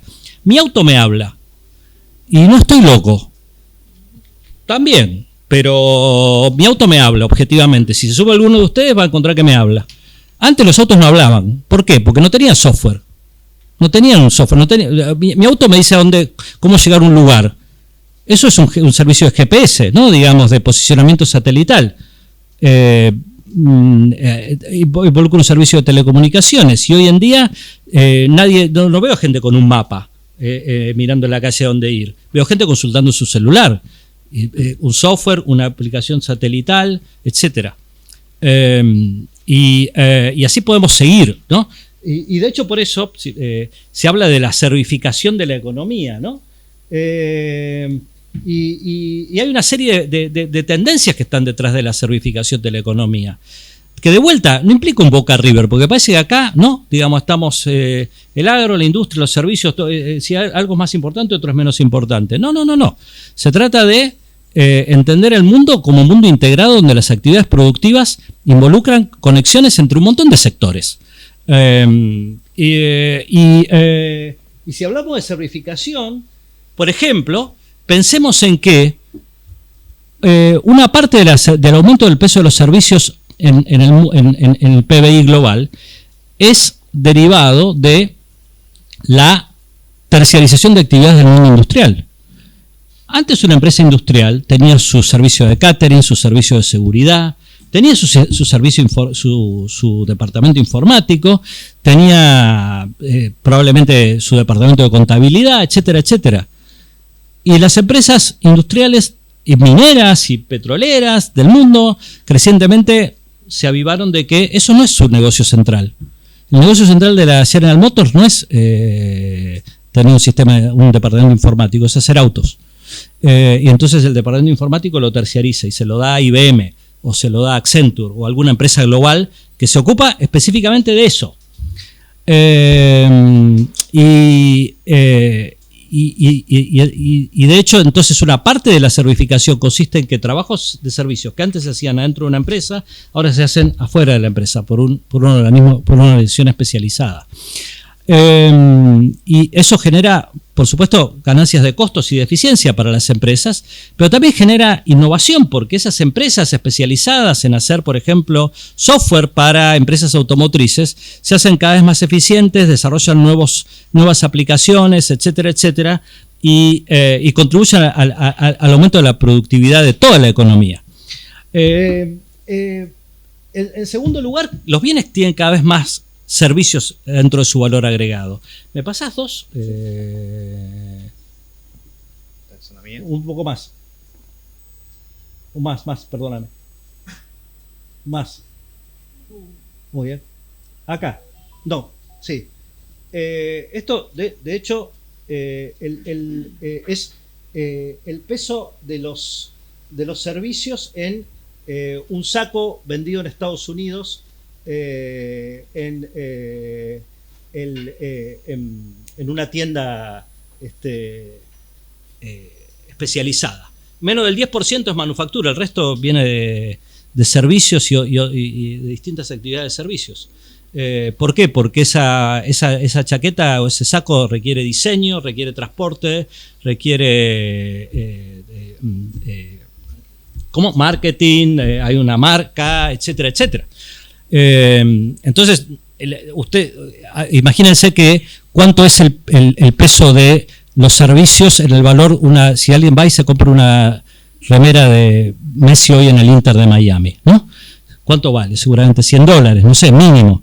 ¿Cuánto creen que es el costo de producción físico de eso? No, muy por debajo del 10%. El resto es marca, es royalties, es diseño, etcétera. De vuelta, no sé, capaz esto parece banal, trivial, pero la gente lo compra, ¿no? Y acá estamos en el mundo donde queremos, el capitalismo consiste en que se venden cosas que la gente quiere comprar, ¿no? O convencer a la gente de que quiere comprar, de que necesita comprar ciertas cosas. Entonces esa camiseta tal vez se produce en Pakistán, en Vietnam, etcétera, o en Bangladesh, y felices ellos, porque nosotros vemos a la globalización del lado de las protestas en Francia, en Estados Unidos, pero si van a Asia, están chochos. Digo, esos países han crecido tremendamente gracias a la globalización. La clase media china está feliz con la globalización, y si miran datos de crecimiento de los países, Vietnam, Bangladesh, incluso Camboya, países que hace 30 años hubiéramos dicho están condenados, vienen creciendo muy rápido porque han aprovechado eso. O sea que, como dijo alguna vez una gran economista inglesa, Sean Robinson, peor que ser explotado es no ser explotado por nadie, ¿no? Entonces, yo creo, pero esto es incidental. En todo caso, quiero decir, el grueso del valor agregado por ejemplo, de un bien tal tan concreto como un saco, proviene del mundo de los servicios. Pero también han cambiado el modo incluso de producirse ciertas cosas. Yo soy melómano, ¿no? Y tengo mis CDs y mis vinilos, pero la gente no consume más música de ese modo. Antes era un objeto físico, ahora es un streaming donde uno escucha algo que no está localizado físicamente en ningún lado, ¿no? No se representa un objeto físico. Del mismo modo los libros, que todavía sobreviven bastante, pero son reemplazados crecientemente por los ebooks. Del mismo modo que las películas, ¿no? Que antes uno iba a comprar un CD, un DVD, etcétera. ¿Quién hace eso hoy? ¿Alguien ha visto un DVD, como diría el general, ¿no? ¿Quién ha visto un DVD? Entonces también se desmaterializan objetos y cosas que antes eran hechas en empresas industriales, ahora pasan a ser hechas en empresas de servicios. Perdón, volveme para atrás, disculpa que te haga... No hay problema. Estás de asistente. No, un poquito más. Un poquito más. Y un poquito más. Última, dale. Una más, perdón. Y esto va, tras el COVID, probablemente va camino a hacer más relevante. Esto se lo robé a Gustavo Sherman, que está acá presente, este slide, que colega mía de la cátedra. ¿Qué pasa qué descubrimos? Que, por ejemplo, no necesitamos juntarnos físicamente para hacer todo, ¿no? Podemos teletrabajar, podemos hacer reuniones por Zoom, etcétera, ¿no? Si le creemos al gran gurú económico argentino Carlos Maslatón, hay todo un mundo de prosperidad oculto gracias a la gente que trabaja para el exterior, vendiendo servicios, ¿no? Y servicios que van desde todo. Mi mujer, por ejemplo, es psicóloga y tiene muchos pacientes del exterior. Hace 5 años no tenía ninguno. ¿Eso gracias a qué es? A que hay aplicaciones Zoom, Meet, etcétera, Internet, Google, bla, bla, bla, bla, bla, que permiten esa interacción. Y si me permite hacer una predicción, eso va a ir creciendo. En esta facultad no se dan más cursos de posgrado presenciales prácticamente, son todos virtuales. O sea que la gente ha cambiado el modo de trabajar, ha cambiado el modo de interactuar. Por supuesto no es de la noche a la mañana, no es desde ya todos, acá estamos nosotros acá, no somos hologramas, pero digamos si el mundo va en una dirección, va en esa dirección, en donde el valor de lo digital, el valor de lo virtual va creciendo. E incluso también cuando se plantean los debates hoy sobre los monopolios, Google, Facebook, Amazon, en buena medida sobre qué es. Antes era sobre posición dominante, también es sobre eso. Pero una preocupación central de los gobiernos y los ciudadanos es sobre los datos. Los datos tienen un valor económico, los datos que son un intangible. No son algo que yo miro un dato y le puedo decir es de color rojo o pesa 5 gramos. Es un intangible. Entonces, en esa economía, yo no estoy diciendo si es mejor o peor, porque no estoy para hacer juicios de valor de esto. Estoy tratando de describir tendencias que están ahí, ¿no? Y entonces el mundo post-COVID es un mundo más servicios, incluso más servicios porque estamos preocupados por garantizar la bioseguridad de lo que consumimos, porque nos dimos cuenta que tal vez no los alimentos pueden transportar patógenos peligrosos. Entonces yo quiero, antes de importar algo, saber que esto ha sido tratado de una manera segura, y eso me lo va a certificar una empresa de servicios. O si voy a consumir cosas que son orgánicas o, por ejemplo, que son amigables con el medio ambiente, va a venir alguien a certificar que eso ha sido hecho con procesos amigables con el medio ambiente o sin uso de pesticidas, etcétera. Todas esas preocupaciones que tiene el mundo moderno implican el uso de cada vez más servicios. Ahora, cuando hablamos de los servicios, como parte... ¿Cuánto me queda, Marcelo? 10 minutos. Cuando hablamos del mundo de los servicios, tenemos que distinguir, por supuesto, no todos tienen las mismas características. Y la cosa que ha generado más interés en la literatura académica y también en la política económica, y de hecho en la Argentina, hoy existe una secretaría, ¿soy o subsecretaría? Alguien de Servicios del Conocimiento, de Economía del Conocimiento. Una secretaría de Estado, cosa impensable hace 30 años, ¿no? Que se ocupa de temas de servicios basados en conocimiento. ¿Y qué son los servicios basados en conocimiento? Esencialmente, lo que aparece en los 2 primeros bullets, software, servicios empresariales como contabilidad, servicios de asesoramiento de gestión, servicios de investigación y desarrollo, servicios de diseño, servicios de marketing, etcétera, etcétera. Y también los servicios audiovisuales, etcétera, etcétera. Todo ese mundo ha generado gran interés y muchos países tienen políticas activas, así como hay un revival de la política industrial, ¿no? Como se decía antes, la política industrial hoy no es solo sobre industria, es también sobre ciertos sectores de servicios que se consideran que tienen propiedades parecidas a las que uno creía que tenía la industria en términos, por ejemplo, de generar ganancia de productividad, generar innovaciones.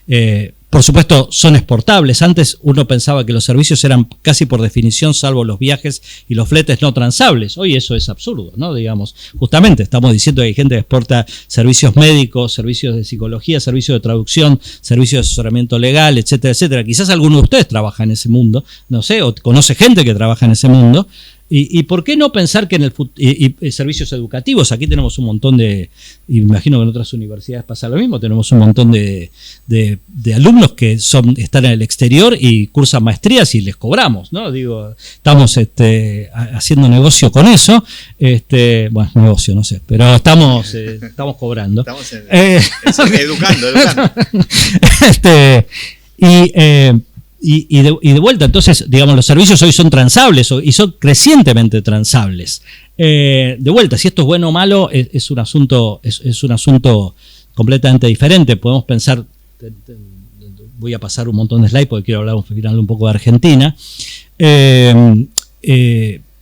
Por supuesto, uno puede pensar que ese mundo que más latón y se generó todo un debate en las redes, quizás alguno se ha visto, dice la economía Barrani, ¿no? Digamos, la gente que exporta servicios para afuera, son una especie de Ubers o de Rapis sofisticados, ¿no? Digamos, porque no están sindicalizados, no tienen seguro social, no pagan impuestos, etcétera. Por ejemplo, uno podría pensar, bueno, ok, bien para ellos, después cuando el día se quieran jubilar, nadie sabe, ¿no? Porque nunca estuvieron al radar de ningún sistema impositivo, ni de ningún sistema de seguridad social, etcétera. Con lo cual, por supuesto, esto está estoy lejos de decir que esto es bueno ni malo, de vuelta, ¿no? Digamos, es proceso que vamos a ir viendo cómo evoluciona. Y tampoco quiero decir con esto que la industria no es más relevante, por supuesto, de vuelta, estoy diciendo que los bienes industriales y también los bienes primarios y los bienes mineros, petrolíferos, agropecuarios tienen cada vez más contenido de servicios, es decir, que los servicios contribuyen a que esos bienes sean o más seguros, o sean más baratos, o sean más innovadores, o lo que fuera. Entonces no es que los servicios van ahí solitos por la vida, sino que se conectan con el resto de la actividad productiva, pero son cada vez más relevantes de vuelta si uno mira datos como empleo, datos como exportaciones. Si me pasas aquí, si ustedes miran, esto no tengo actualizado este gráfico, pero si uno mira los servicios como valor agregado de las exportaciones globales, en 1980 eran alrededor del 30%, en el año 2009 superan al 40%. Es decir que cuando uno mira de dónde viene el valor agregado de los bienes, los servicios empiezan a acercarse a la mitad del comercio global, y esta tendencia de vuelta probablemente siga subiendo. Bueno, déjenme hablar de Argentina un poco y luego si quieren retomamos algunas cosas un poquito más. Acá.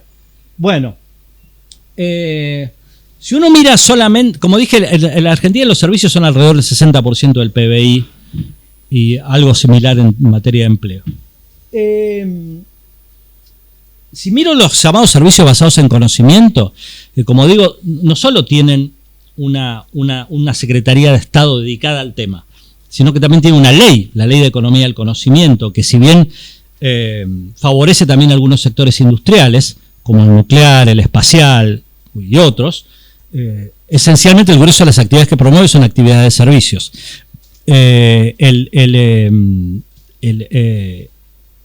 Esta es una ley que se dictó en el 2019 en reemplazo de la antigua ley de software, que beneficiaba solo al sector software y extendió los beneficios de la ley de software a un montón de otros sectores. Es decir, que hoy el Estado argentino está dando incentivos fiscales para prestar o desarrollar cierto tipo de servicios, cosa que de vuelta en el mundo de los 70 hubiera sido impensable. Lógicamente, porque no existían estos sectores, no existía el sector software, ¿no? En 1970. Entonces es el reflejo de una nueva realidad que, como digo, no solo merece la atención de los analistas, sino también de los hacedores de política. Y esa ley que fue dictada en el 2019 en el gobierno de Macri fue modificada pero mantenida por la actual administración, lo cual refleja que hay un cierto consenso en que esas actividades tienen algún sentido de ser promovidas. Hoy en día los servicios basados en conocimiento son alrededor del 7% del empleo argentino. El empleo registrado, ¿no? Probablemente si uno contara el empleo asalariado registrado, si uno tuviera en cuenta también estos monotributistas invisibles, tal vez el dato cambie, ¿no? Pero además, pasémosla a esta. Las exportaciones de estos servicios pasaron el año 2006 de 2.000 millones y en la década del 90 eran cercanos a cero, eran muy, muy bajas, no se puede comparar porque cambió la base de cálculo, ¿no? Acercarse a los 8.000 millones de dólares de exportaciones anuales de estos servicios desde la Argentina. Y déjeme decirle que si pasa algo con esta cifra es que está subestimada, porque por supuesto hay contrabando de bienes, ¿no? Pero si sale una botella de agua por la aduana, al exterior tiene que pasar por la aduana. Si no es contrabando es un delito, ¿no? También es atractivo quizás exportar servicios sin declarar, pero es mucho más difícil de detectar y de vuelta es un fenómeno global y no solamente argentino, ¿no? Digamos, porque es muy difícil saber qué está haciendo alguien con su computadora, ¿no? Mientras que si yo intento pasar esto por la frontera a Paraguay y los gendarmes no son corruptos, me van a agarrar, ¿no? Pone cara Marcelo de que estoy haciendo un supuesto fuerte. Pero quiero decir que estos 8.000 millones de dólares, el crecimiento es claramente exponencial, ¿no? De 2006 a 2021 se multiplicaron por 4 prácticamente las exportaciones de estos servicios y juegan un rol cada vez más relevante en la balanza de pagos. De hecho, son el tercer o cuarto complejo exportador argentino, detrás de los complejo cerealero y oleaginoso y del complejo automotriz. Probablemente el petrolero también ya lo está sobrepasando, pero en todo caso, digamos, está entre los principales contribuyentes a la balanza comercial argentina. Y ahora hay algunas cuestiones, ¿no? Interesantes a pensar en torno a esto, y con esto cierro a futuro, ¿no? Bueno, ¿cuál es el rol de estos sectores en la Argentina? Por un lado tenemos este fenómeno de los freelancers, ¿no? De los que trabajan para el exterior y generalmente bajo condiciones, digamos, fuera del radar de las autoridades. Fíjense que incluso el gobierno tanto reconoce esto que hay una ley en discusión en el Congreso sobre el llamado monotributo tecnológico que justamente reconoce la existencia de esta actividad e intenta generar una vía de formalización de esa gente. Déjenme decirles que las empresas se oponen tremendamente a esto, porque si por ejemplo ella es programadora y vende sus servicios al exterior por su propia cuenta y cobra en criptos o en PayPal o donde fuera, cobra dólares reales, y en cambio ella trabaja para IBM en Argentina y IBM Argentina le paga salarios en pesos, entonces claramente hay una asimetría. Con lo cual ese es un primer problema. ¿Qué hacemos con eso? ¿No? Digamos, ¿qué hacemos con la gente que está ganando mucho dinero y sin embargo está fuera del radar? Pero y la última. Pero luego hay problemas más vinculados con el desarrollo económico, ¿no? Que era el problema que estaban hablando los expositores previos. Y claramente, de vuelta, esto no es un River Boca, pero estos sectores tienen un rol importante en la actual dinámica del capitalismo global y en la actual dinámica de la innovación global. Y la pregunta es, ¿qué rol pueden tener en el futuro proceso de desarrollo argentino? Y hasta ahora la política pública los ha mirado como generadores de empleo, incluso los ha mirado como posibles oportunidades de empleo para personas que tienen dificultades para insertarse en el mercado laboral, porque está lleno de programas públicos de capacitación que intentan que en 6 meses uno aprenda a programar. Si eso funciona bien o mal es otro asunto, pero los gobiernos de todo signo político los han implementado. Pero yo quiero plantearla el siguiente rol potencial de estos sectores.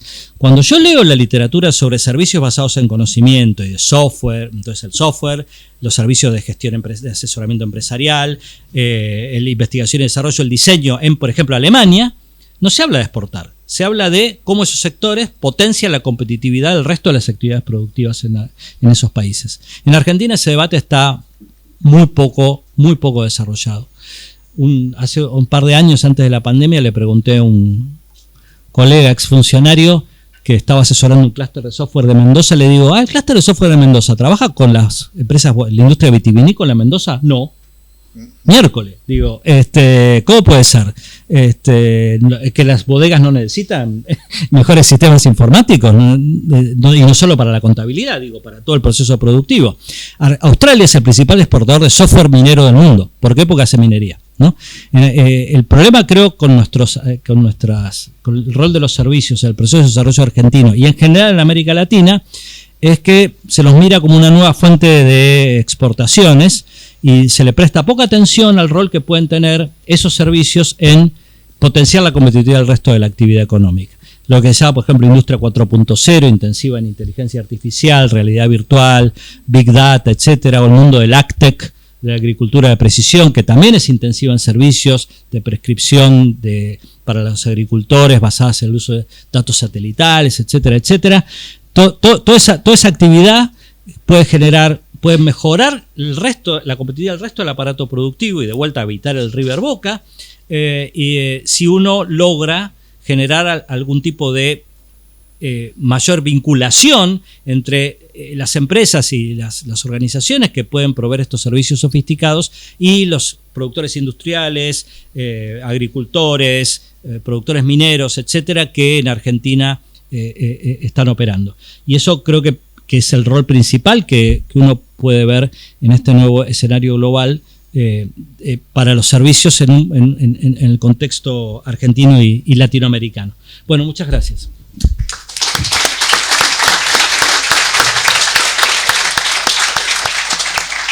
Bueno, muchas gracias, Andrés. Tenemos unos minutitos como para, sin abusar de los expositores, para hacer algunas preguntas y algún intercambio, incluso entre ellos mismos también, dado el tono de las exposiciones, que creo que ha sido muy, muy estimulante. Así que abrimos un poco el juego a algunas preguntas, algún comentario por allá, atrás. Sí, dale, Julián. Bueno, en realidad es para los tres, pero sobre todo para relacionar un poco las últimas dos exposiciones. La primera pregunta, relaciona los dos, la primera es para Andrés, no sé específicamente. Esto que decís de los servicios realmente abre toda una ventana, digamos, que siempre es como algo secundario, y ya los números y los cambios tecnológicos y los usos y los consumos están notando que es algo importante. Ahora, servicios hubo siempre, por decirlo así, en la historia del capital, ¿no? Pero, y ahí lo relaciona con la otra exposición. La pregunta es, todos estos cambios, toda esta dinámica, ¿no? Más palpable ahora en números, etcétera, está asociada fuertemente al proceso un poco que está toda la mesa hablando de los grandes cambios, digamos, en el capitalismo contemporáneo, más reciente, de los 70 para acá, porque tiene que ver con la fragmentación de los procesos productivos, con la descentralización, con el uso de nuevas tecnologías, que en los 70-80 revolucionaron también la forma de producción. Entonces, de alguna manera, la pregunta es, ¿hay que asociarlo a eso? Supongo que estarías de acuerdo, pero digo, ¿se podría explicar todos estos cambios sin no meterlo dentro de ese paquete de lo que Juan caracterizó como la globalización y todos los cambios? Porque también sin desregulación financiera sería difícil pensar ese tipo de servicios y de consumos, ¿no? Y la otra es, también para Juan o para los dos, ¿qué relación tiene con la producción, digamos, ¿no? Hoy día, en las cadenas globales de valor, en la inserción de las periferias, en los países no centrales, el desarrollo, el subdesarrollo, como queramos llamarlo, ¿no? En nuestro país, ¿no? En esas cadenas globales, digamos, los servicios y la producción. Los servicios son los hegemónicos dentro de las cadenas, son secundarios. ¿Cómo se podría, para pensar la dinámica de desarrollo, ¿no? Del capitalismo reciente y pensar en el problema, digamos, de la producción? Gracias, Julián. ¿Alguna otra pregunta sumamos y entonces después contestamos? No, contestamos estas entonces. Bueno, tienen la palabra, cualquiera de los dos empieza. Desde ya que está vinculado con el fenómeno de globalización, pero creo que hay más de un driver, ¿no? Quiero decir, por un lado está el cambio tecnológico, ¿no? Es decir, Internet nació, como bien sabemos, y Juan mencionó a Mazzucato, ¿no? Digamos, por los desarrollos hechos en la esfera del complejo militar espacial estadounidense, ¿no? Digo, y eso, y los primeros usos de Internet era que nosotros íbamos y mandábamos un mail, o no sé, digo, buscábamos algo en Yahoo, ¿no? Era un buscador que vayan y googleen a ver qué eran los más jóvenes. No, digo, y después apareció, por supuesto, eso se juntó con los avances en computación y en telecomunicación, con el fenómeno, ¿no? de deslocalización y offshorización, en donde se pudo fragmentar, porque en realidad la fragmentación productiva es previa a eso. México, el sudeste asiático, antes de Internet ya estaban, ¿no? inmersos en procesos de fragmentación productiva, pero de bienes, ¿no? Lo novedoso es que ahora también están los servicios, y los servicios no solo se fragmentan, sino que también sirven a la coordinación de las actividades de fragmentación productiva. Yo siempre le digo a mis alumnos, como decían, no me acuerdo si Carlos o Juan, que decían que hoy un bien se hace con insumos de un montón de lugares. Imagínense si Ford tuviera que coordinar eso a través de fax o de teléfono fijo, ¿no? Digamos, sería inviable, ¿no? Digamos, todo eso, por supuesto, se facilita gracias al enorme desarrollo de las tecnologías de las comunicaciones, etcétera. Entonces, claramente forman parte del mismo paquete. De vuelta, el desafío es cómo se meten los países en desarrollo en eso, ¿no? Digo, por eso estoy planteando dos visiones. Una es simplemente exportemos servicios y otra es tratemos de vincular esos servicios con el aparato productivo local. Yo apuesto, sin desmerecer la primera, por la segunda, ¿no? Digamos, aunque no es fácil. Y segundo, la cuestión de si lideran o no los servicios. De vuelta, a ver, pensemos en el mundo farmacéutico. Las empresas farmacéuticas hacen bienes. Pero ¿en dónde gastan más plata? En producir, por ejemplo, la vacuna contra el COVID, en producir el líquido que nos inyectan, o en la investigación y desarrollo que hacen ex ante. Y si vamos a un medicamento convencional que se comercializa, a eso le vamos a sumar el marketing, ¿no? Digamos, y el seguimiento farmacológico, etcétera, etcétera. Entonces, las empresas farmacéuticas son empresas industriales, pero el core de su negocio es la investigación y desarrollo y el marketing, porque la producción la hacen en Pakistán, en la India, etcétera. Ahora, por supuesto, eso no aplica a todos los sectores. Si va a preguntar a mí, bueno, la aeronáutica, y Boeing hace aviones, ¿no? Entonces, si no hace un avión, no hace aviones low cost en lugares de salarios baratos, ¿no? Digamos, entonces yo creo que eso también depende de qué tipo de cadena estemos hablando. Ahora, sin duda también un avión hoy tiene mucho más contenido de servicios que un avión de hace 50 años, ¿no? Entonces, yo creo que eso seguramente es diferente por cadena, pero de vuelta, creo que el rol de los servicios más relevante desde el punto de vista del desarrollo económico, entendido en un sentido más tradicional, está en la potenciación de la competitividad de otros sectores. Luego viene el rol que tienen otros servicios en la mejora del bienestar de la vida de la gente, la educación, la salud, etcétera, o sus posibilidades. Pero creo que ahí son dos roles diferentes que uno también tiene que distinguir. Muy bien. Sí. Es un comentario. Sí. Mira, hace años, Alito Guadagni, yo supongo que en los años 50, Alito Guadagni en los años 50 y pico, tal vez 60, publicó un artículo en el que a partir de esa idea de que, vos te acordás, el desarrollo de los países era primero la etapa primaria, manufacturera y luego de servicios. Entonces con asombro veía que la Argentina era un país que estaba parecido a los países desarrollados porque tenía muchos servicios. La pregunta es si tenía muchos servicios o poca manufactura, ¿no? Esa es la pregunta a hacerse, pero el resultado era así. Con lo cual, digo, la cuenta de servicios, vos la estás vinculando mucho a la tecnología, pero por ejemplo en la Argentina el número de personas que están en el servicio doméstico es igual al número de personas que están en la manufactura. Obviamente eso no es una buena noticia del sector servicios, como tampoco es el chico de Rappi que anda en moto. Y Jacques Attali, hace 30 años, en un libro que se llama Líneas sobre el horizonte, entró en este debate tempranamente y decía algo que a mí me parece que hay que tener en cuenta. Antes iba uno al médico y el médico lo trataba en un servicio personal. Pero el médico no hace un servicio personal. El médico ahora tiene un espectrómetro, un parapómetro, un fanganómetro, está lleno de aparatos. Entonces Attali dice que en realidad lo que ha pasado es que los servicios han sido reemplazados por equipos. Y yo creo que todo esto de la telemática y de la informática, efectivamente, no seríamos nada sin ese aparato. Obviamente. No seríamos nada sin la computadora. Obviamente. Es decir, que en realidad los servicios son posibles porque hay aparatos que se producen en la industria. Entonces la disociación me parece muy importante lo que vos apuntás. La ausencia de vinculación entre la inteligencia tecnológica y el aparato productivo en la Argentina. Eso es una verdad. Por ejemplo, seguramente ustedes no lo saben, pero el índice de parición de las vacas en la Argentina, en promedio, es el 60%. Es decir, de cada 100 vacas que comen, solo 60 paren. Lo cual es realmente horrible, porque naturalmente podía parir el 95%. Es un problema de falta de tecnología difundida en el sector agropecuario. Y así podemos seguir un montón de cosas que avalan tu punto. Pero me parece que es enfocarlo en lo que apuntó seguramente Vía Mazzucato, que hay un tipo que se llama el Estado, que es el tipo preocupado por el bien común.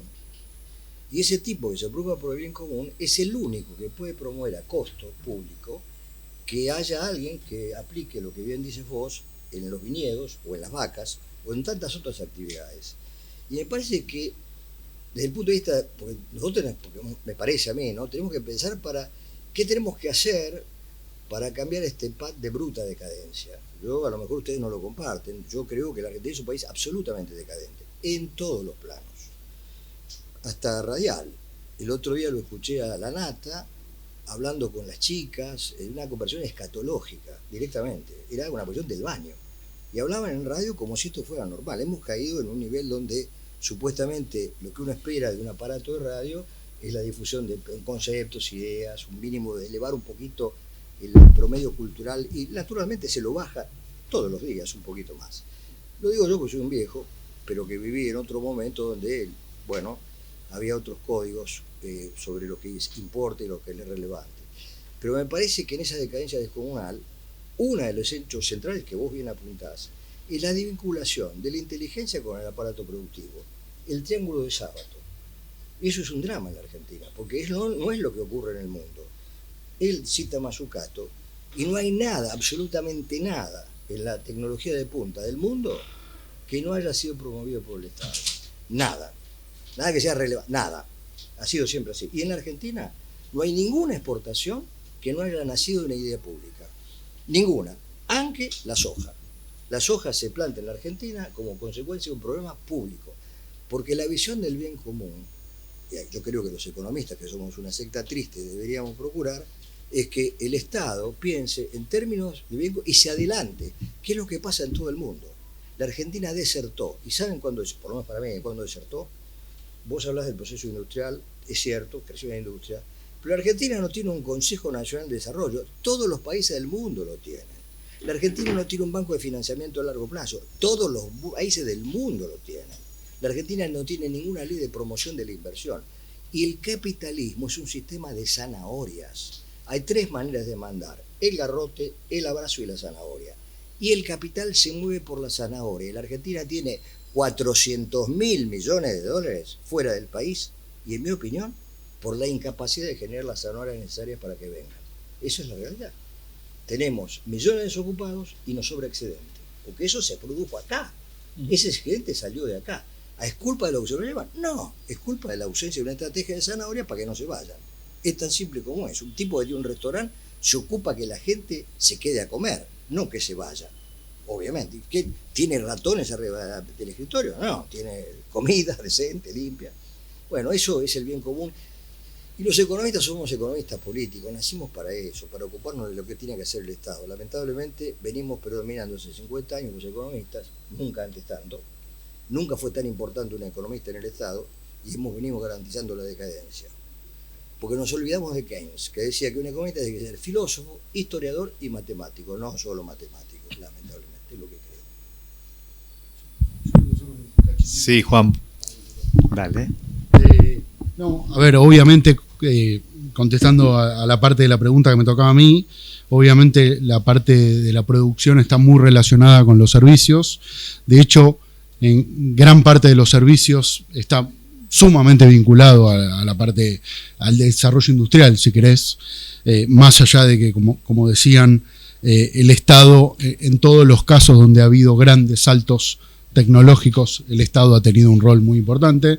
Les recomiendo, para los que, por ejemplo, no leyeron, a Mazzucato, que venimos hablando, tiene un libro que se llama El Estado Emprendedor, donde básicamente muestra que toda la innovación y el desarrollo de los teléfonos inteligentes, todo lo que lo hace inteligente lo financió el Estado. Las grandes empresas privadas entraron en la última etapa, ¿sí? Y vinculado a eso, en realidad, en general, lo que pasa cuando vos mirás el desarrollo de un producto, de un servicio, de lo que fuera, vos tenés desde etapas de investigación y desarrollo hasta la dinámica del proceso productivo, la compra de insumos, la producción propiamente dicho, y después tenés el marketing, venta, postventa, etc. Los países desarrollados tienden a ubicarse como en los dos extremos, en la parte de investigación y desarrollo y en el marketing y postventa. Y los países pobres, periféricos, en la parte más de pico y pala de producción, donde hay menos niveles de valor agregado. En realidad, uno de los problemas de servicios es que, tomando que genera el 60% del PBI, genera el 6% del empleo registrado, y mucho de las grandes empresas utilizan este mecanismo para bajar costos. No solo porque hay empresas que por ahí se especializan en la generación de software específico para el diseño de auto, ponele, sino que antes lo tenían adentro y ahora lo tercerizan y lo tienen afuera. Y eso genera un montón de problemas en términos del desarrollo económico y de las condiciones de vida de esta gente. Es un tema también a mirar. Sí. Solo dos cositas con relación a lo que decía Carlos. Fíjense que hay una empresa argentina que desarrolló un sistema para detectar enfermedades en las vacas. ¿Cuál es el sistema? Ver si la vaca con cuánta frecuencia va al bebedero. Si durante X tiempo no va al bebedero, la vaca está enferma, no tiene que tomar agua. ¿Y eso qué es? El viejo bebedero con un sensor y un software, ¿no? Entonces, efectivamente, no es de vuelta Boca River, es que algo que antes simplemente era un bebedero, ahora es una fuente de información. Pero esto, y con relación al tema también de la periferia, etcétera, yo quiero decir, por ejemplo, tenemos gran preocupación por los componentes de los autos y la falta de integración local, pero no veo mucha discusión sobre el software de los autos, por ejemplo, ¿no? Seguimos pensando en que lo único relevante es la parte material, ¿no? Pero nadie se pregunta si las aplicaciones que van dentro del auto, de dónde salen. Entonces creo que tenemos que empezar a meter eso dentro del paquete de política económica. Muy bien. Muy bien. Bueno, creo que estamos bien en tiempo. Muchísimas gracias. Excelente las exposiciones. Bueno, y entonces damos formalmente inauguradas las 9ª jornadas de Historia de la Industria, los servicios y el desarrollo.